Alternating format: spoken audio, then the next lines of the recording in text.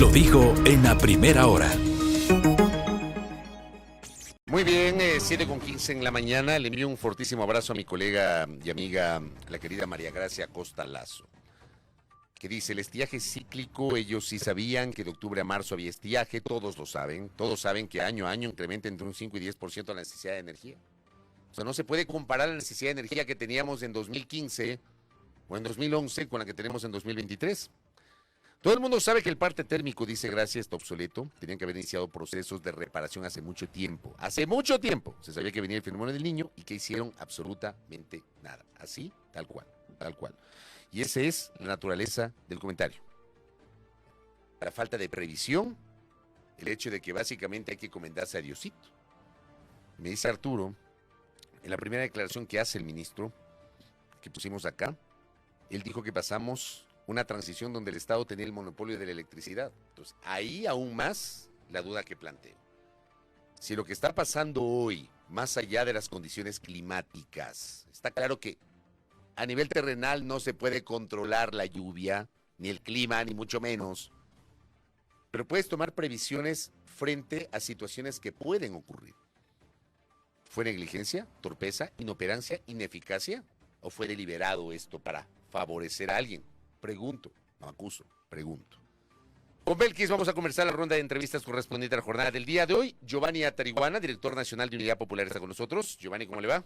Muy buenos días, Mauricio, Belkis. Un fuerte abrazo en esta mañana fría y de apagones.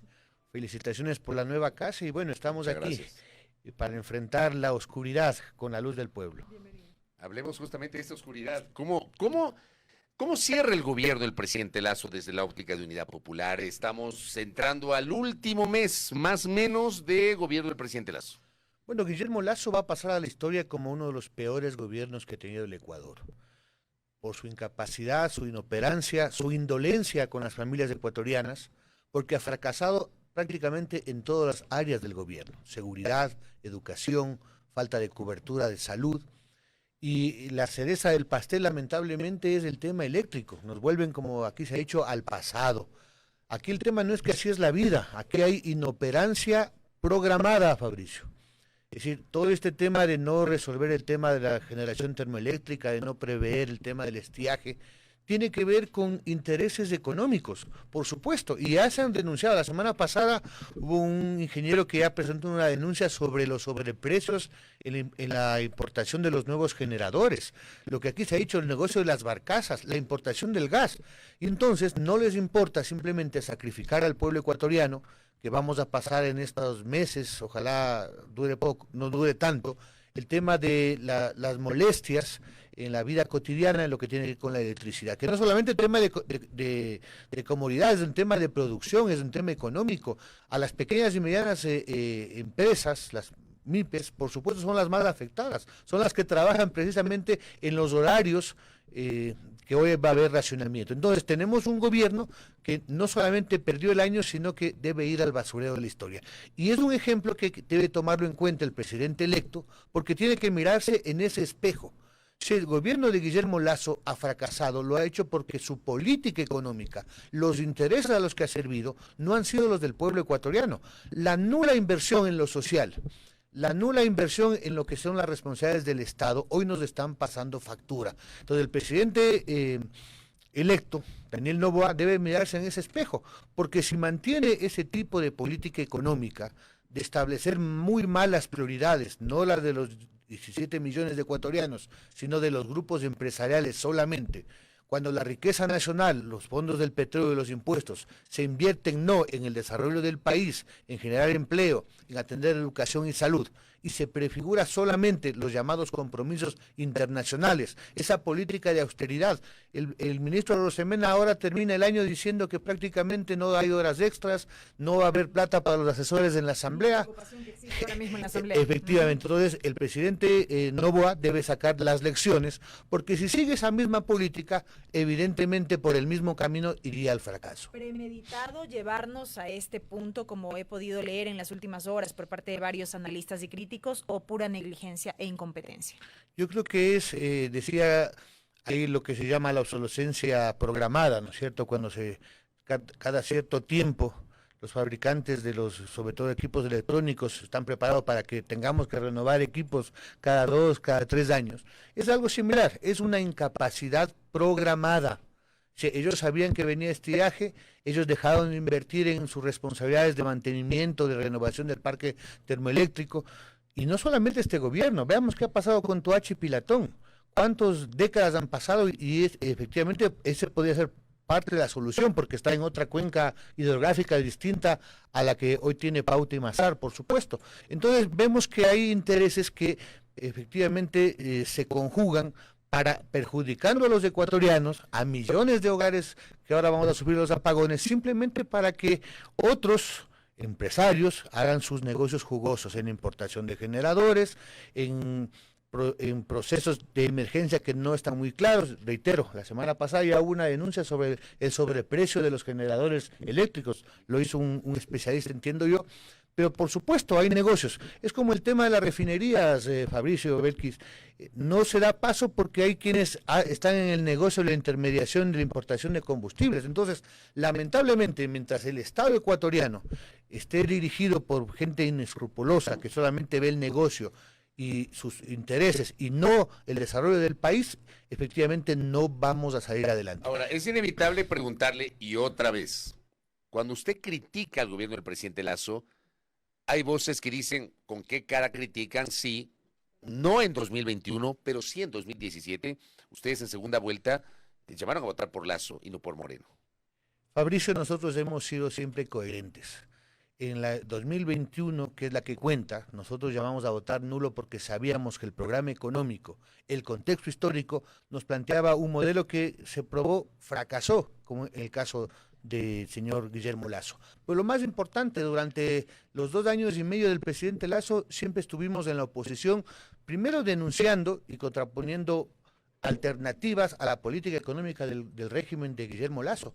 Cuando él planteó, por ejemplo, la reforma laboral, que quería que los empleados despedidos indemnicen a los patronos, estuvimos levantando la voz y junto a los trabajadores movilizándoles. Eso obligó a la Asamblea a bloquear esa ley nefasta para los trabajadores. Cuando el presidente Lasso, en componenda con casi todas las fuerzas legislativas, socialcristianos, del correísmo, metió un paquetazo económico en la reforma tributaria, nosotros levantamos la voz y dijimos que estábamos en contra porque afectaba como hizo la economía ecuatoriana. Por supuesto. Pero eso ocurrió después. Vamos a la pregunta original. No, originalmente nosotros llamamos a votar nulo, Fabricio. Pero en 2021. Pero, ¿y en 2017? ¿Y cuándo ganó pero en 2017 el finalista, pues. ¿Ah? ¿Cómo? En 2017, por supuesto. Por eso en 2017 ustedes llamaron a votar por Lasso, ¿o no fue así? Por supuesto, contra lo que era la dictadura del correísmo. Pero por Lasso. Y no nos equivocamos. Ustedes en 2017 no tuvieron una postura como la del 2021, ¿cuándo que fue ganó? la del voto ¿Cuál duro? es la que corresponde, Fabricio? Ya. ¿Cuándo ganó Guillermo Lasso? 2021. Pero es que no tiene sentido, perdóneme. Ustedes tienen tiene una orientación sentido. ideológico-política, Giovanni, que es una orientación de izquierda. ¿Cómo ustedes en 2017, aunque no haya ganado Lasso, pero ustedes en segunda vuelta llamaron a votar por Lasso? Volvemos al tema. Es un asunto práctico. Cuando Lasso iba a ganar las elecciones, nosotros llamamos a votar nulo y nos opusimos a cada una de las medidas antipopulares. Como ahora, Fabricio, en la segunda vuelta no nos hemos convencido de que la alternativa era volver al pasado del correísmo con Luisa González ni con Daniel Noboa, que representa los intereses de la gran oligarquía. Y creo, lamentablemente, que no nos vamos a volver a equivocar. Por eso decíamos, vamos a ver qué pasa con el señor Daniel Noboa, que aparece como un rostro nuevo de la política, pero representa los viejos intereses. Y si Daniel Noboa no solamente cambia de rostro, un empresario en este caso, ahora aparentemente joven, versus lo que fue un banquero bastante madurito, el tema es de política que están aplicando. Obviamente, nosotros frente al gobierno de Daniel Noboa vamos junto al pueblo a exigir primero que se den soluciones a los problemas urgentes de la población y por otro lado que se comience a cumplir las ofertas de campaña que de paso hicieron muchísimas, muchas de las cuales tienen que ver con lo que nosotros levantamos en la primera vuelta. Por ejemplo, el tema de bajar las tasas de interés es una de las promesas que en el debate de la segunda vuelta lo hizo el candidato Noboa. El tema de atender el Instituto Ecuatoriano de Seguridad Social, el tema de dar el presupuesto suficiente en educación y salud para atender el tema de las escuelas cerradas, contratar maestros, ampliar los cupos universitarios y por supuesto dotar de medicinas a los hospitales. Junto al pueblo vamos a estar pendientes de que se pase de las palabras a los hechos. ¿Qué implica este estar pendientes? Por ejemplo, desde el sector indígena vimos ya hace algunos días, semanas, esta postura en el sentido de exigir que se cumplan estas peticiones que han sido recurrentes por parte del movimiento indígena y demás. Eso fue criticado porque hay quienes decían, bueno, todavía el gobierno no se instala, habrá que esperar a que se posesione como tal y que empiece a trabajar. ¿Cómo va a ser este dar seguimiento o este estar vigilantes por parte de Unidad Popular? Belkis, la democracia no es sentarse a esperar que los gobernantes cumplan, es participar en el debate, en la deliberación, en las políticas que se van a plantear. Ahora todos dicen que debería haber un acuerdo nacional y nadie se opone a atender el tema de salud, de educación, de seguridad, ahora el tema eléctrico. El tema es ponerse de acuerdo y debatir cómo se atiende. Y son temas muy concretos. Por ejemplo, el tema del presupuesto del año 2024. La Constitución es absolutamente clara. No puede haber, no debe haber, y menos aún que la Asamblea se va a posicionar el 20 de noviembre. Esta tiene que conocer el presupuesto del 2024. Y el presidente Noboa llegue el 20 o el 30 de noviembre, tendrá que revisar en diciembre y decir si está o no de acuerdo con lo que le deje el señor Guillermo Lasso. Pero ya quedaron en que el presupuesto del 2023 va a ser el presupuesto prorrogado para el 2024. Esa es una interpretación de Noboa. Vamos a llevar a la Asamblea porque la Constitución es absolutamente clara. La aprobación del presupuesto efectivamente le corresponde a la Asamblea. Pero se está invocando el año electoral. Que es un año atípico. El tema es... No coincide plenamente, Fabricio. El año electoral, en el artículo respectivo, se refiere cuando había la posesión en el mes de mayo. Y le da, en ese caso, al presidente de la República las posibilidades, efectivamente, de mover el país hasta un 15%. En todo caso, el cumplimiento de las ofertas que hizo el señor Noboa, por supuesto, tienen que ver con que haya los recursos suficientes para aquello se cumpla. Por ejemplo, él dijo que va a tomar el presupuesto suficiente para que el cuadro de medicinas en los hospitales y centros de salud cubran el cuadro básico de medicinas, ¿no es cierto? Pero si no hay el presupuesto suficiente, Fabricio, es evidente que la escasez va a seguir afectando a las familias ecuatorianas. Pongo otro caso. Él habló de reabrir las escuelas cerradas, de convocar al menos 18,000 partidas docentes al concurso para que los jóvenes y la niñez tengan suficientes maestros. Planteó el tema del libre ingreso y eso es más cupo, eso es más presupuesto, Fabricio. Entonces, si vamos a actuar con un presupuesto, primero totalmente recortado por parte de Guillermo Lasso, o sea, el presidente Noboa va a comenzar incumpliendo precisamente sus medidas. Pero hay otras en las cuales el presidente tendrá que dar muestras inmediatas. Lamentablemente las señales, como dicen ahora, habrá señales, efectivamente no son positivas, pues, porque quien va a ser su asesor económico de cabecera, aunque no sea funcionario público, es Alberto Dajig. Es Alberto Dajig. Y no solamente que dé la buena memoria histórica que tiene Fabricio, de cómo fue la ejecución económica en el gobierno de Sisto por parte de Dajig, sino que él se ha encargado, Alberto Dajig me refiero, de recordarnos ahora mismo cuál ha sido su trayectoria. Pues él estuvo al frente de la economía quebrando en los 90, él ha dicho que todo es privatizable, y ahora último fue el asesor principal económico del mal gobierno de Lenín Moreno y sustentó en el gobierno de Lasso todas las políticas precisamente que afectaban al pueblo, como por ejemplo, él es partidario de subir la gasolina, él es partidario de congelar las pensiones, él es partidario de bajar los salarios. Entonces estamos hablando precisamente de medidas que van en contraposición de las ofertas de campaña del señor Noboa, porque él dijo, por ejemplo, que va a superar los $500 en el salario básico unificado, él habló de bajar las tasas de interés, y son cosas que están precisamente, Fabricio, en sus manos. La fijación del salario mínimo vital para este año le va a corresponder al gobierno de Noboa, porque no se van a poner de acuerdo los empresarios que dicen que hay que subir un par de dólares y los trabajadores que reclaman al menos la canasta mínima vital, que son $100, $550 como salario básico. Entonces le va a corresponder al gobierno. ¿Usted no cree que Lasso deje tomando la decisión sobre el salario básico? No avanza, porque el Consejo de Salario tiene que reunirse al menos 3 veces para que el gobierno actual esté habilitado. Pero tiene todo noviembre, ¿no? Para hacerlo. Por supuesto, pero prácticamente siempre es la visión histórica ha sido, usted recuerda, Fabricio, prácticamente en Navidad, donde el gobierno tiene que tomar posición. Será en diciembre. Para los fines del caso, Noboa tendrá que tomarlo.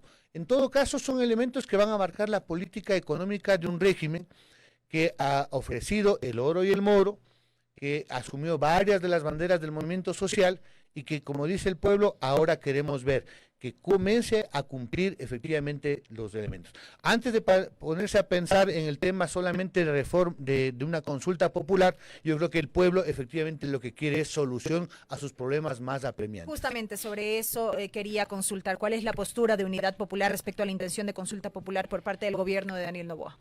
Nosotros somos partidarios en general de que el pueblo tome decisiones, pero creo que las urgencias precisamente en el tema de tener políticas que resuelvan las cosas son otras de las prioridades. El gobierno, en lugar de enfrentar una campaña para imponer algún criterio, debería tomar medidas precisamente para reactivar la economía.